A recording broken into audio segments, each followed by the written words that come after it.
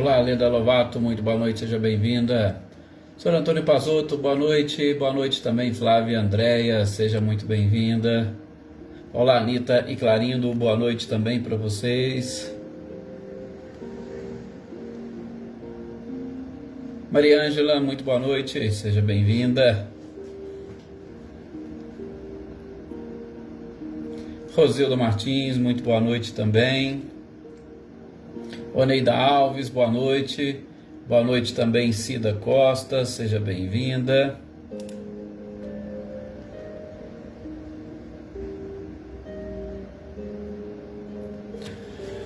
Célia, boa noite, seja bem-vinda. Cláudia Honor e Eliane, muito boa noite também para vocês.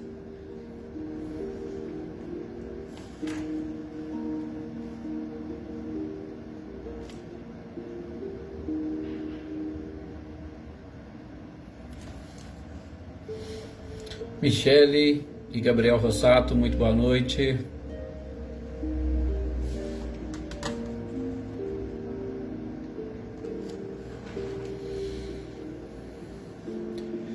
Sejam todos muito bem-vindos, como sempre.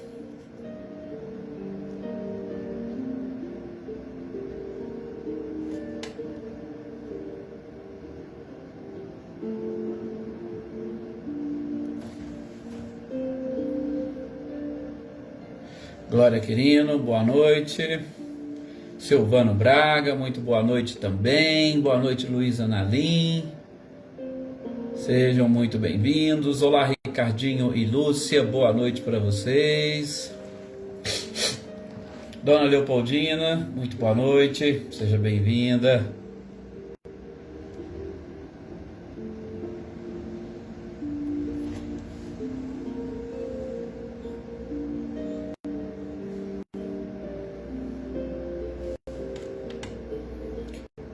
Olá, Lídia, muito boa noite também, seja bem-vinda.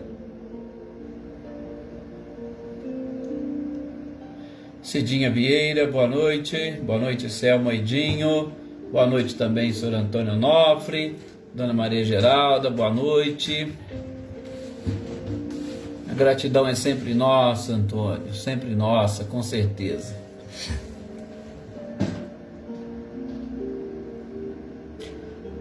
Olá, Valdete, muito boa noite, seja bem-vinda também. E está na hora de nós fazermos aqui a nossa prece, né? Pedindo permissão a Jesus, pedindo permissão à espiritualidade para iniciarmos. E hoje, claro, de uma forma muito especial, pedindo também a proteção e o amparo de Francisco de Assis, este grande irmão e companheiro que aqui esteve também nos dando muitos exemplos.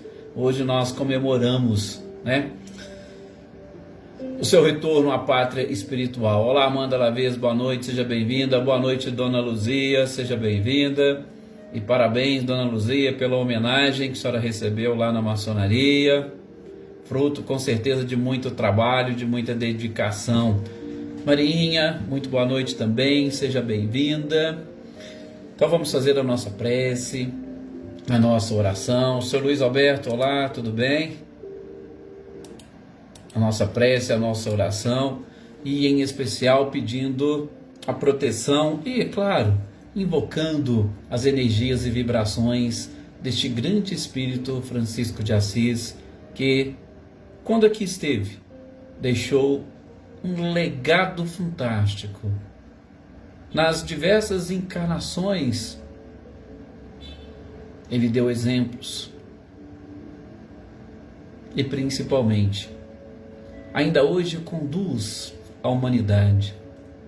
Muitos são aqueles que lembram das suas palavras, das suas frases, da sua vida, mas em especial, quase ninguém se esquece da sua famosa oração, pedindo a Jesus que permita que todos sejamos instrumentos de paz, sobretudo para levar o contraponto do vício, do problema, da dificuldade, de sofrimento a todos os cantos, a todas as criaturas.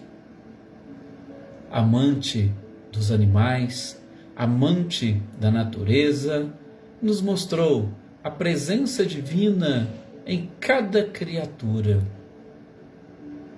E aqui estamos, procurando entender e aprender um pouco mais com estes ensinamentos, para também identificarmos em cada ser a presença divina. Uma presença divina, principalmente a exarar energia, fluidos, a exarar uma luz que vem da própria essência, porque todos somos criados à imagem e semelhança de Deus. A nossa essência é divina, a nossa essência é luz. E podemos enxergar esta luz se nós quisermos. Basta entrarmos nessa perfeita sintonia com o Criador. E que Francisco de Assis possa, com suas energias, com as suas vibrações, e principalmente através deste número enorme de seres que o representam aqui no planeta, que ele possa conduzir até a mente e o coração de cada um de vocês a paz necessária para este momento de concentração, para este momento de reflexão, para este momento de aprendizado. Da mesma forma que todos estes franciscanos leve até o lar de cada um de vocês a paz que nós desejamos e que nós estamos sentindo nesse instante. E que essa paz que é conduzida ao lar atinja também a todos os nossos familiares. E não fique só por aí, que ela possa se expandir a todos os nossos amigos, colegas, vizinhos, e de modo muito especial aqueles que ainda se consideram os nossos inimigos. E dessa forma, vamos eliminando, através do amor, as diferenças que existem entre nós, superando as inimizades e fraternalmente avançando todos juntos rumo ao nosso progresso espiritual.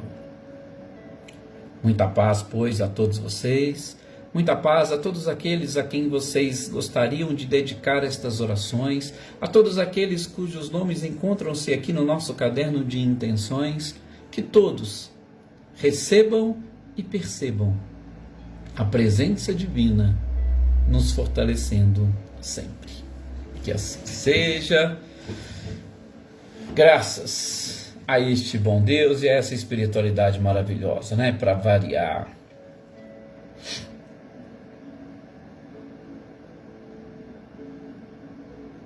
É isso aí, Flávio, oferecendo mesmo para todos nós. Olá, Cecília, boa noite, seja bem-vinda, você, o Reinaldo, o Jossanã, muito boa noite. Olá, Natália, boa noite também. Marlene Silva, muito boa noite. Para você, todos os nossos companheiros aí da comunidade. Olá, Celeida, boa noite. Eu falei boa noite para Dona Luzia e esqueci da Luísa. Boa noite também, viu, Luísa? Não esqueço de você. Aninha e Adriano, muito boa noite. Lourdes Ogata também, seja bem-vinda. Edna Bueno, muito boa noite. Andréia Tonin. Amanda, que bom que todos nós estamos aqui mais uma vez reunidos para darmos a sequência às nossas reflexões, a esta leitura e estudo que estamos fazendo destas obras de Kardec e em especial hoje a obra Livro dos Espíritos, dedicada exclusivamente a esta filosofia maravilhosa que nós estamos tentando entender, que nós estamos tentando aprender. Aprender e, por que não, apreender. Porque a gente precisa, sim, arquivar nas nossas janelas de memória essas informações, porque são informações importantes, são informações interessantes e que nos ajudam neste processo, né, Cris Queiroz? No processo de caminhada rumo à nossa evolução. Nós estamos numa estrada e nessa estrada existem inúmeras provas, existem inúmeros obstáculos e estes conhecimentos nos ajudam a superar a todos. Claro, infelizmente, ainda estamos num planeta de provas e expiações e automaticamente um planeta onde impera o sofrimento, onde o mal ainda sobrepuja o bem, né, Zé Ricardo? mas seguindo à risca os ensinamentos, os exemplos do Cristo, cumprindo as leis naturais, ainda que dentro da nossa capacidade evolutiva, que ainda não é muito grande, é pequena, mas cumprindo dentro da nossa própria condição e consciência todas estas leis, com certeza nós estaremos preparados, acima de tudo, para vencer e superar estes obstáculos, ou pelo menos para minimizar a nossa dor e o nosso sofrimento. Né, Cidinha? Boa noite. Então, nós estamos fechando o nosso tema prece, e eu espero que todos vocês tenham conseguido assimilar as informações que nós vimos sobre a prece. Questão 665, nós até começamos a ver no nosso último encontro, na quinta-feira próxima passada, né? Onde Kardec pergunta para a espiritualidade sobre aquelas religiões que não aceitam a oração pelos mortos, principalmente não aceitam porque elas não estariam prescritas no Evangelho. Ora, gente, claro que não estariam prescritas porque era uma novidade, por mais que aquela comunidade, e em especial alguns povos, acreditassem em reencarnação, eles ainda não tinham conhecimento dos princípios que regem a lei da reencarnação. Eles ainda não sabiam como funcionavam, eles ainda não sabiam informações detalhadas, sobretudo, da continuidade da alma, da sobrevivência da alma. Tinha sim, reencarnação, ela existe, pronto. Mas quem que explica? Quem explicava? Ou quem? Praticamente ninguém. Tanto é que foi um marco histórico na história da humanidade, este episódio da, entre aspas, ressurreição do Cristo. Foi ali que ficou efetivamente consubstanciado que a alma, ela sobrevive ao corpo, e não é uma sobrevivência pura e simples. Ela se mantém numa vida, podemos dizer, praticamente normal. Ela se mantém numa vida normal. Tanto é que o Cristo vinha, encontrava com os apóstolos, conversava com eles, dava-lhes missões, continuava dando-lhes lições.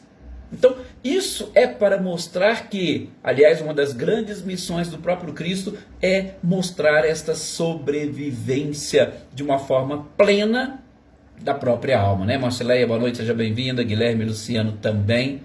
Então, não prescrevia porque nós ainda não conhecíamos. Hoje nós já conhecemos. Sim, sei que tem várias religiões que ainda não aceitam, que ainda não possuem uma, vamos assim dizer, uma crença muito clara e definida. Mas Kardec quer saber se seria, pergunta para a espiritualidade, seria válido a oração pelas pessoas que já desencarnaram? Porque a gente está falando em oração para aliviar a dor, para aliviar o sofrimento, para fortalecer, para convocar os bons espíritos. E claro, sim, que ela é válida para aqueles que já desencarnaram, porque eles também estão nesse processo regenerativo. Eles também estão passando por dor e por sofrimento. E a nossa oração com certeza chega até eles, né? Olá, família Dantas, muito boa noite para vocês. André, Adriana, Dona Wanda, sou Edivaldo, Márcio e Marcos, sejam bem-vindos. Então, eles também têm e sentem a necessidade de receber essa carga de energia para também terem as suas dores, os seus sofrimentos aliviados. Citamos inclusive, relembrando André Luiz, tanto lá no livro quanto no filme, aquelas pessoas que viram, fica muito nítido e claro como que as orações daquela senhorinha e da mãe dele o auxiliaram a, principalmente, refrigerar-se um pouco lá naquele abismo, naquele local, vamos assim dizer, inadequado, trazia um pouco de paz, de tranquilidade, quanto também lá no mundo espiritual, ou melhor, nas colônias espirituais, todas as vezes que ele recebia, ele percebia o benefício que a prece traz. Então, é perfeitamente válido e nós devemos sim continuar as nossas orações, independentemente do espírito estar encarnado ou desencarnado. E sobretudo, gente, porque nós carregamos na alma. Olha, o que o Cristo disse? amai-vos uns aos outros. Cristo disse, amai-vos uns aos outros enquanto estáis na caminho com Ele? Não. Cristo diz, amai-vos uns aos outros. E exatamente neste amor às pessoas, e em especial aqueles que nós detemos uma certa afeição, mesmo quando desencarnam, a gente percebe que ainda existe uma ligação. Isso é para mostrar para nós a sobrevivência da própria alma. Se assim não fosse, se morresse, acabasse, automaticamente a nossa própria mente ia se libertar completamente de tudo aquilo que se foi. E a gente sabe que não é assim, porque a gente sente ainda lá dentro, a Valdete acabou de colocar aí, a gente sente ainda lá dentro a existência, a vivência, e muitas das vezes nós sentimos até a proximidade de determinadas pessoas quando temos a oportunidade de visitá-las e elas também nos visitam, né? Boa noite, Vânia, seja bem-vinda. Então, é muito claro, pelo menos para nós, essa resposta. E, só para a gente fechar, quem trouxe essa resposta, e Kardec coloca numa notazinha, quem trouxe essa resposta foi justamente um pastor evangélico. Para não dizer que, não, é só os padres que ajudaram na obra da codificação. Não, gente. Todo espírito que estava preparado, independentemente da seita ou da crença que ele possuía no plano físico, você estava preparado, ele auxiliou. E essa resposta foi dada justamente por um pastor. Então, mais uma vez, é universal o ensino dos espíritos. É universal a lei do amor. É universal a sobrevivência da alma. É universal o poder e a eficácia da própria prece.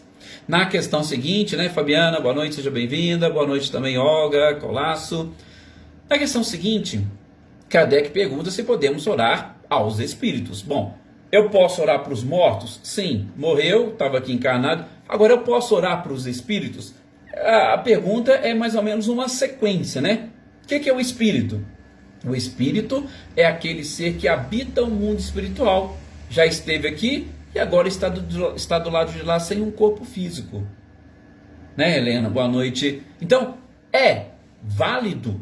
Eu posso orar para um espírito? Nós acabamos de falar aqui. Nós, na nossa prece inicial, não oramos para o espírito de Francisco de Assis ou para o espírito que aqui na Terra possuiu o corpo que nós aprendemos a chamar de Francisco de Assis. Fizemos. E por que nós fizemos? Porque exatamente ele tem na sua condição, porque isso a espiritualidade fala, vai depender muito da escala em que cada um desses seres estão. A posição em que cada um ocupa. E de acordo com a posição, eles estão mais ou menos preparados para, nas nossas orações, nos auxiliar de alguma forma. E eu tenho certeza que Francisco de Assis está muito bem preparado. E ele pode auxiliar também de uma forma bem ampla a todos nós que aqui estamos. Então, sim, é perfeitamente possível e útil orar para os espíritos e, a depender da sua condição, obter deles energia, vibração, auxílio. A gente só tem que tomar cuidado com aquilo que nós estamos pedindo aos espíritos, né? Porque na nossa oração nós podemos agradecer, pedir, louvar.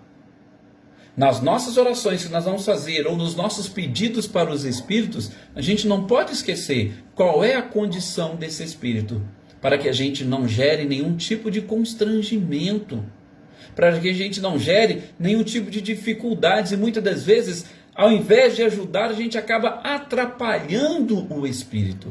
Então, esse é o único cuidado que nós temos que ter. Ok? Bom, seguindo aqui, né, nesse capítulo sobre a lei de adoração, nós temos, sim, a Celeida ainda coloca, né? Até porque podemos ser atendidos, sobretudo, Celeida, se a nossa prece, se a nossa oração ou se o nosso pedido estiver de acordo com as próprias leis divinas. Não adianta a gente querer pedir nada que vá revogar uma lei divina, uma lei natural, que aí não tem como. Porque só acontece as coisas dentro da permissão divina. E Deus não vai permitir em momento algum, até mesmo porque suas leis são perfeitas, não teria nem como. Ele não vai permitir que nós saiamos fora daquela programação. Então, os espíritos, eles podem sim, mas, de novo, só devemos tomar cuidado para quem nós estamos dirigindo as nossas orações, ok? Boa noite aqui também para o Vinícius de Carvalho, seja muito bem-vindo. Responsabilidade no pedido, perfeitamente, Celeida. Palavra e expressão correta. Gente, o próximo tópico aqui da lei de adoração é sobre o politeísmo. E o que nós temos que entender sobre o politeísmo? Ou quais foram os questionamentos que Kardec fez sobre o politeísmo? Só assim, de uma forma muito ampla, politeísmo é exatamente esta possibilidade ou a crença sobre tudo que ainda hoje existe em muitos lugares. A crença na existência de vários deuses. Vários. Ismo, deuses. Vários deuses. Politeísmo. Nós, infelizmente, ainda temos, né, Claudio Ferreira, boa noite também para Rosinei. Nós temos, eu sempre digo isso, né, quando a gente vai comentar, por exemplo, a primeira grande revelação ou a primeira grande revolução com Moisés, eu gosto de falar em todos os lugares, nós ainda não, olha o que eu vou dizer, nós ainda não assimilamos a existência de um Deus único. Tá? Principalmente nós estamos estudando no Evangelho segundo o Espiritismo, aquele capítulo 13, né, Iraci Rosa, boa noite, que vai falar que a mão esquerda não sabe o que faz a direita. E lá a gente aprende a fazer o bem sem ostentação, infortúnios ocultos, né, o óbolo da viúva. E o que a gente tem percebido? A gente tem percebido que nós estamos muito mais preocupados em agradar os homens do que agradar a Deus. Ou seja, nós elegemos os homens ou a sociedade como verdadeiros deuses. E a gente esquece deste Deus único. Quantos de nós não rendemos culto ou não adoramos a deusa da beleza, a deusa da fortuna, a deusa da agricultura, a deusa da... Cada um vai para um lado, procurando adorar e agradar para receber algo em troca. Então, isso assim, de uma forma bem singela, bem básica. Mas ainda existem, sim, várias pessoas com vários cultos rendendo a adoração a deuses distintos. Mas, vamos lá, aquilo que o próprio Kardec, o próprio codificador, colocou aqui para nós, trazendo a pergunta e a resposta da espiritualidade. Ele vai, no início, exatamente querer saber qual que é a razão dessa crença politeísta. Né? E a espiritualidade vai dizer, olha, é que essa concepção da existência de um Deus único, ela não poderia ser senão uma consequência, gente, da nossa própria evolução.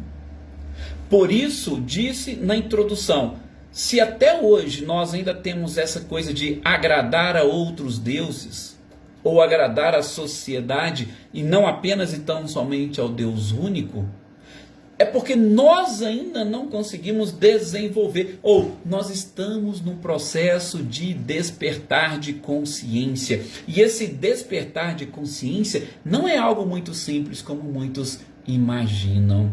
Despertar consciência, você tem também de alguma forma que se desligar dos preconceitos. Você tem que se desligar daquilo que a sociedade valoriza. E querendo ou não, você vai acabar tendo que ser um pouco diferente da grande maioria, porque a grande maioria ainda se mantém num estado de consciência, de sono, sem sonhos.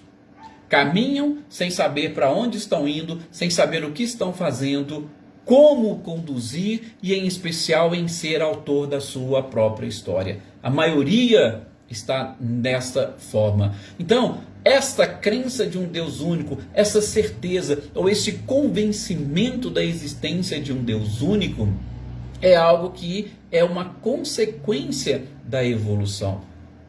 Veja lá, eu estou falando de consciência exatamente de uma forma, vamos assim dizer, um pouco mais profunda, onde inclusive os nossos comportamentos vão demonstrar que a gente acredita, ou melhor, que a gente tem certeza num Deus único.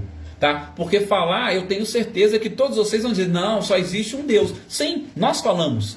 Agora, até que ponto nós estamos convencidos disso? Aí é algo um pouquinho mais delicado, porque vai depender exatamente deste despertar. Nós temos dificuldades em entender e aceitar o abstrato. Quem aqui lá na escola não teve uma certa dificuldade em aprender, por exemplo, substantivos abstratos? Gente, o abstrato ainda foge, ele escapa. A gente está falando aqui da prece. Quantos de nós conseguimos, em todos os momentos, em todas as orações, quem de nós consegue manter aquela conexão e a certeza do atendimento das nossas preces, né, Adriana Dantas? Quem de nós consegue? Gente, nós somos tão assim que a gente ainda tem aquela coisa, né? Ô fulano, reza para mim que a sua oração é mais forte. Ah, eu vou lá no centro, eu quero tomar o passe com fulano ou com ciclano, porque o passe dele é bom, o dos outros não é. É por conta desse abstrato, a gente não consegue, nós temos essa dificuldade. E eu não posso imaginar ou visualizar um Deus concreto. Eu não posso ter aquela figura do velhinho de barba, tomando conta de tudo, olhando tudo e apontando o dedo. Não. Então, por isso, essa crença monoteísta, ela tem essa dificuldade. Vocês viram? A história conta. Moisés acabou de tirar o povo do Egito sob a proteção e as bênçãos de um Deus único. Não demorou muito, já construíram um bezerro de ouro, que estava com falta, sentiram necessidade de ter algo, vamos assim dizer, material ou materializado para eles poderem adorar. Então, essa dificuldade, como diz a espiritualidade para Kardec, é que faz com que a crença politeísta ainda persista, ou principalmente no início tenha sido realmente a mais difundida.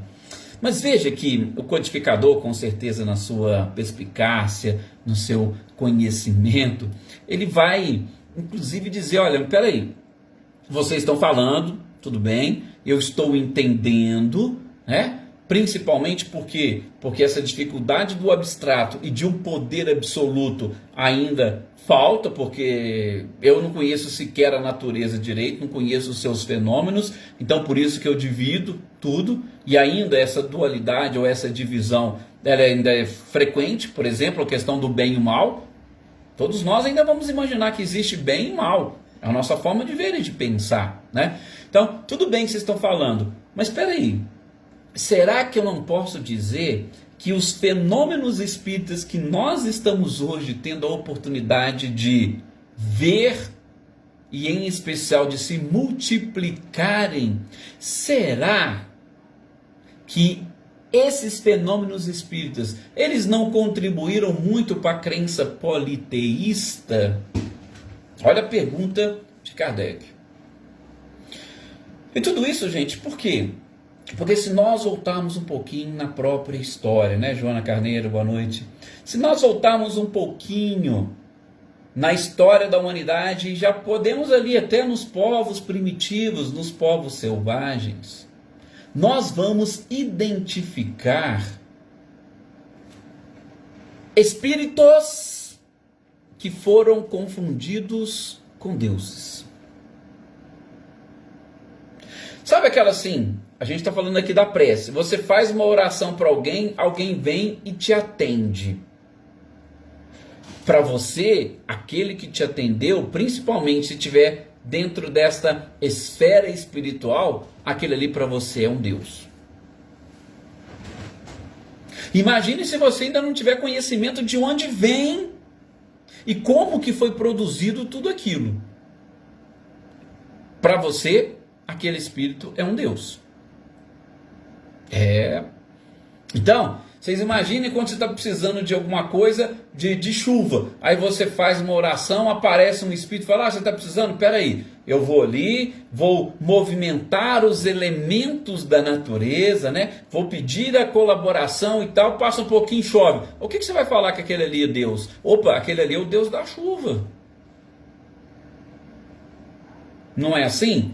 E aí vai para qualquer coisa que você vai for utilizar. Então, essa crença que os espíritos fazendo algo de diferente, de sobrenatural, foi que no passado fez surgir, sobretudo, naquelas doutrinas pagãs, e aí a gente cita a Grécia, os próprios romanos, a estabelecerem um Olimpo, um local onde ficavam vários deuses e cada um deles responsável por alguma coisa.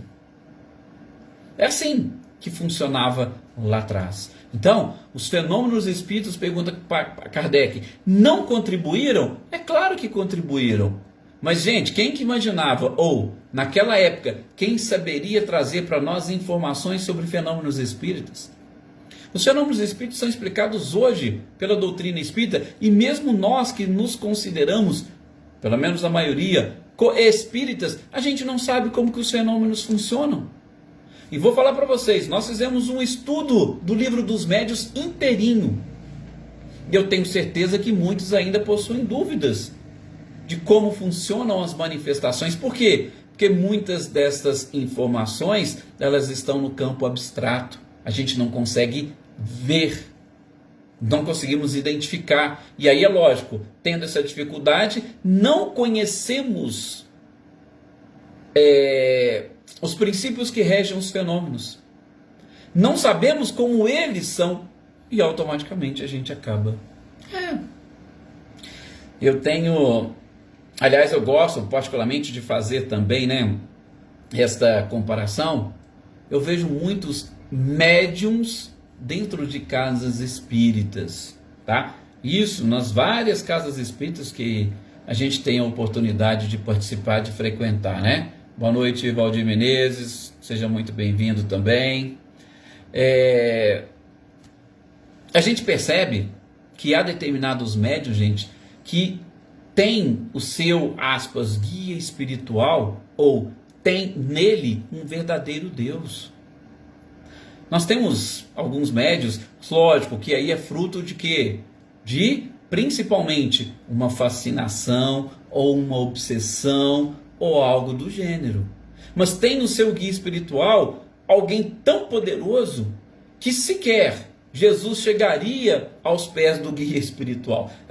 Pode até parecer um certo exagero, mas eu estou falando para vocês, a gente percebe isso muito nitidamente em determinadas pessoas que não querem estudar e aprofundar um pouco mais. E aí eu falo, ora, não é uma das modalidades da crença politeísta? É o que Kardec pergunta e a espiritualidade responde. Sim, fenômenos espíritas podem eleger espíritos à categoria de deuses.